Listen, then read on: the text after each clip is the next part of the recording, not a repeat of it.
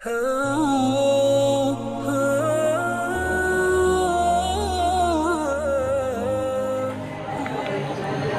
الله الرحمن الرحيم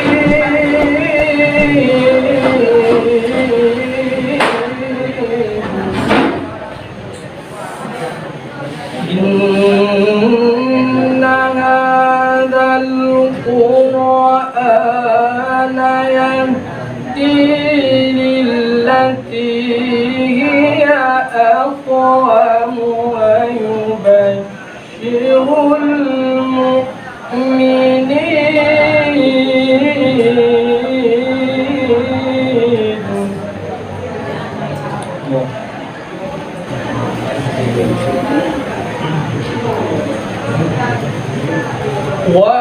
ويبشر المؤمنين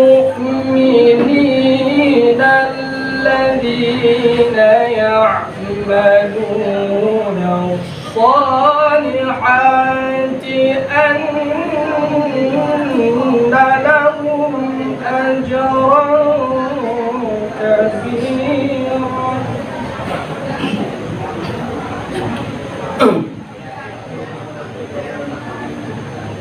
وأن الذين لا يؤمنون بالآخرة أعتدنا لهم عذابا أليما ويدعو الإنسان بالشر دعاءه بالخير وكان الإنسان عجولا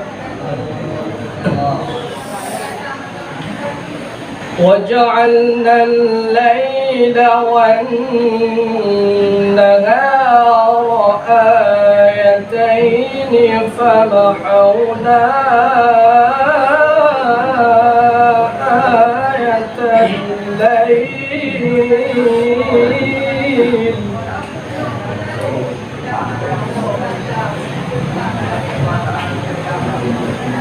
وجعلنا الليل والنهار آيتين فمحونا آية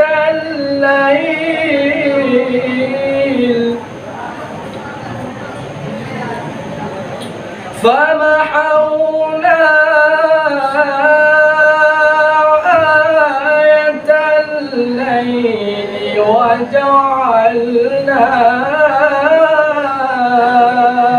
آية النهار مبصرة فمحونا آية الليل وجعلنا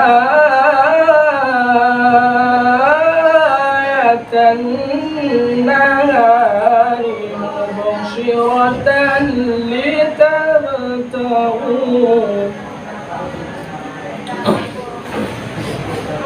مبصرة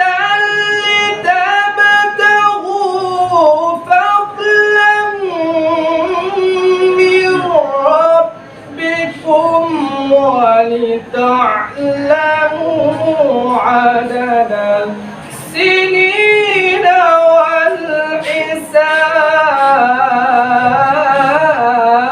والحساب ولتعلموا عدد السنين والحساب وكل شيء فصلناه تفصيلا